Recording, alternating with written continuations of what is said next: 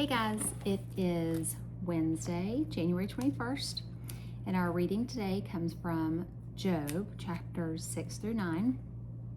Today in our life, we had a basketball game. Andy played Buffalo Middle School in Wayne, and he won his JV game. Elizabeth, you went to Ava's house and played all day. You're exhausted, came home so tired. Our big family discussion is about snow. We're supposed to have all kinds of snow this weekend.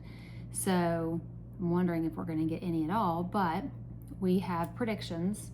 So here's what we're predicting. Andy is predicting 6 inches of snow. Dad's predicting 8. Elizabeth says 11 to 12 inches, and I'm predicting 15. So we'll see. We'll see who's going to win.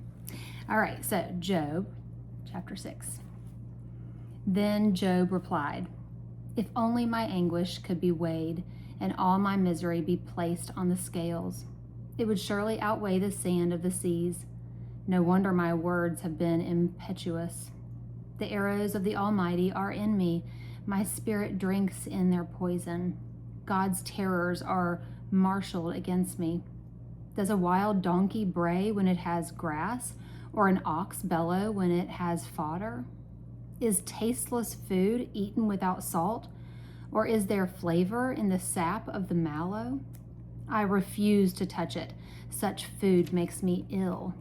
Oh, that I might have my request, that God would grant what I hope for, that God would be willing to crush me, to let loose his hand and cut off my life. Then I would still have this consolation, my joy in unrelenting pain, that I had not denied the words of the Holy One. What strength do I have that I should still hope? What prospects that I should be patient? Do I have the strength of stone? Is my flesh bronze? Do I have any power to help myself now that success has been driven from me? Anyone who withholds kindness from a friend forsakes the fear of the Almighty. But my brothers are as undependable as intermittent streams, as the streams that overflow when darkened by thawing ice and swollen with melting snow. But that cease to flow in the dry season, and in the heat vanish from their channels. Caravans turn aside from their routes. They go off into the wasteland and perish. The caravans of Tema look for water. The traveling merchants of Sheba look in hope. They are distressed because they had been confident. They arrive there only to be disappointed. Now you too have proved to be of no help. You see something dreadful and are afraid. Have I ever said, 'Give something on my behalf, pay a ransom for me from your wealth, deliver me from the hand of the enemy, rescue me from the clutches of the ruthless'? Teach me, and I will be quiet. Show me where I have been wrong. How painful are honest words. But what do your arguments prove? Do you mean to correct what I say and treat my desperate words as wind?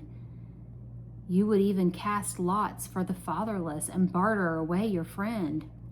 But now be so kind as to look at me. Would I lie to your face? Relent, do not be unjust.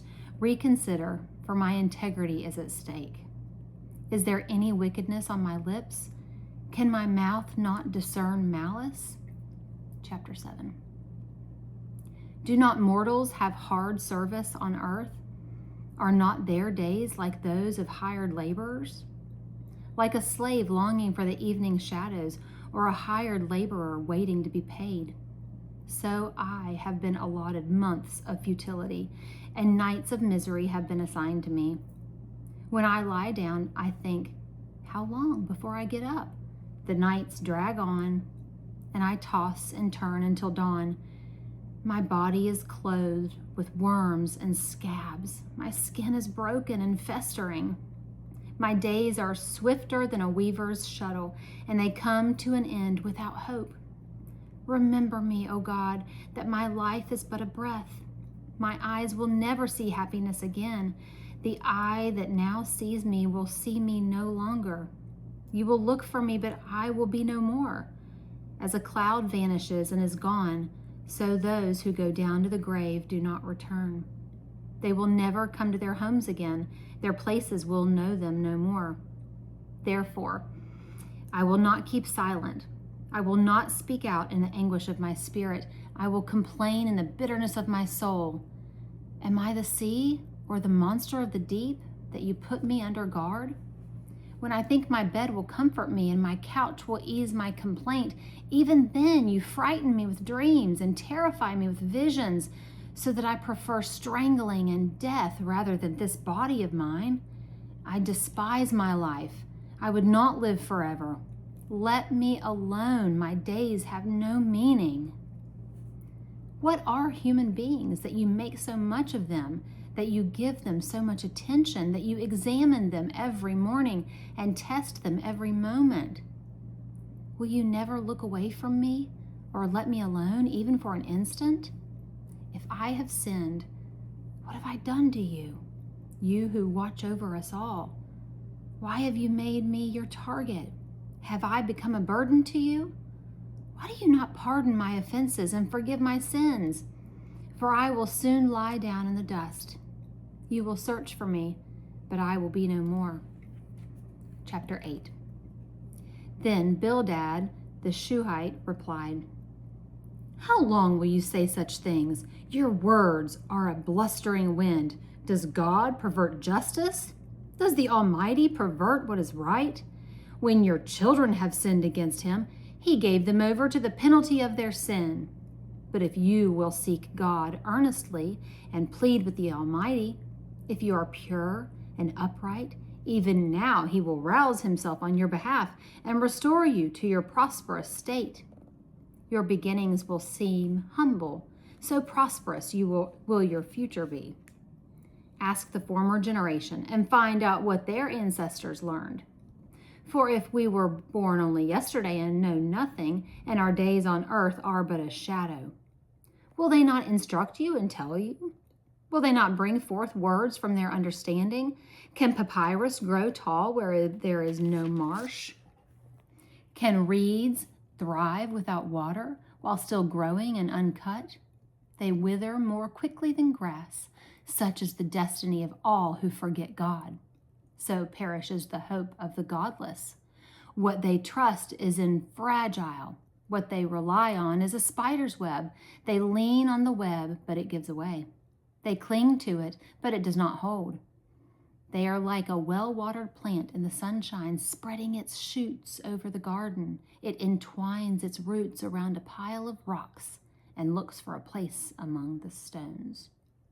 But when it's torn from its spot, that place disowns it and says, I never saw you. Surely its life withers away, and from the soil other plants grow. Surely God does not reject the blameless or strengthen the hands of evildoers. He will yet fill your mouth with laughter and your lips with shouts of joy. Your enemies will be clothed in shame, and the tents of the wicked will be no more. Chapter 9.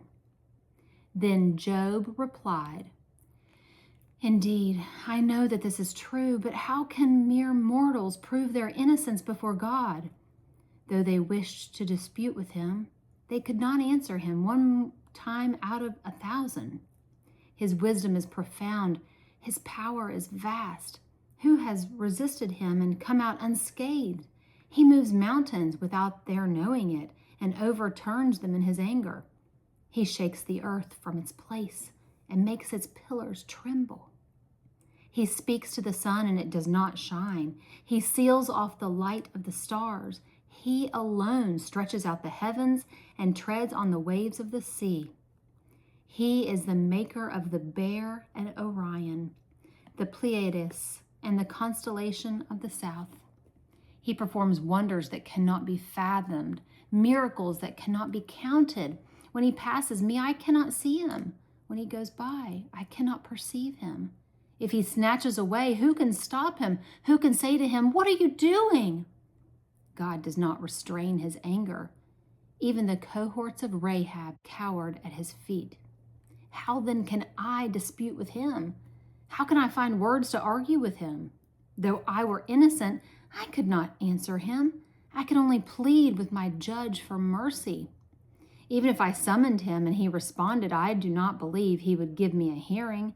He would crush me with a storm and multiply my wounds for no reason. He would not let me catch my breath, but would overwhelm me with misery. If it is a matter of strength, he is mighty. And if it's a matter of justice, who can challenge him? Even if I were innocent, my mouth would condemn me. If I were blameless, it would pronounce me guilty. Although I am blameless, I have no concern for myself. I despise my own life. It is all the same. That is why I say he destroys both the blameless and the wicked. When a scourge brings sudden death, he mocks the despair of the innocent. When a land falls into the hands of the wicked, he blindfolds its judges. If it is not he, who is it? My days are swifter than a runner. They fly away without a glimpse of joy. They skim past like boats of papyrus, like eagles swooping down on their prey. If I say, I will forget my complaint, I will change my expression and smile, I still dread all my sufferings, for I know you will not hold me innocent. Since I'm already found guilty, why should I struggle in vain? Even if I washed myself with soap and my hands with cleansing powder, you would plunge me into a slime pit so that even my clothes would detest me. He is not a mere mortal like me that I might answer him, that we might confront each other in court. If only there were someone to arbitrate between us, to lay a hand on us both, someone to remove God's rod from me so that his terror would frighten me no more. Then I would speak up without fear of him. But as it stands now with me, I cannot. That's the end of our reading today. And what I want to remind you is Job is such a great person in the Bible for us to turn to and read when we want to be encouraged. I know that sounds a little weird because this seems really depressing when we read it if we're in like this place of happiness, but we're not always going to be in a place of happiness. You're going to find that in your life you're going to have trials, and it's not always sunshine and roses. And Job, I think, is a really good testament to he never loses the faith. He always talks about his fear of the Lord, and that's something that I think is admirable. I think it's also a really good thing I want to point out, that the mom in me, that who you surround yourself with is really important. Job has a couple friends that you'll hear from, and they kind of rag on him a little bit, and they don't always give him the best advice. So I think it's really important. He goes back to his teachings. He goes back to what he knows biblically to be true in his heart, and that God is always with us, and he's someone that you can always trust. So even if you're always trying to catch up with your friends and find out what they're feeling, they might not always have your best interest in mind. And that surely, I think, is the case with Job. Anyway, I love you guys.